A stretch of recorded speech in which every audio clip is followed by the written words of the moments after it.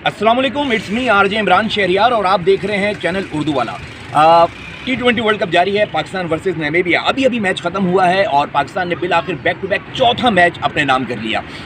4 ज़बरदस्ती विकेट्स पाकिस्तान को मिल चुकी हुई हैं। अगला मैच पाकिस्तान का होने रहा है स्कॉटलैंड के साथ और 7 नवंबर को संडे वाले दिन ये मैच आप देख सकते हैं PF म्यूज़ियम कराची में इस बड़ी स्क्रीन पे YTL की जानिब से ये मैचेस आपको दिखाए जा रहे हैं। आप अपनी पूरी फैमिली के हमरा PF म्यूज़ियम आइए, एक ज़बरदस्त एनवायरनमेंट के अंदर मैच देखिए और साथ साथ YTL की जानिब से जीतिए बेशुमार कीमती इनामात। तो इनामात की बरसात होगी 7 नवंबर को पाकिस्तान वर्सेस स्कॉटलैंड। देखना ना भूलिए PF म्यूज़ियम में अपनी फैमिली के हमरा बड़ी स्क्रीन पर लाइव स्ट्रीमिंग।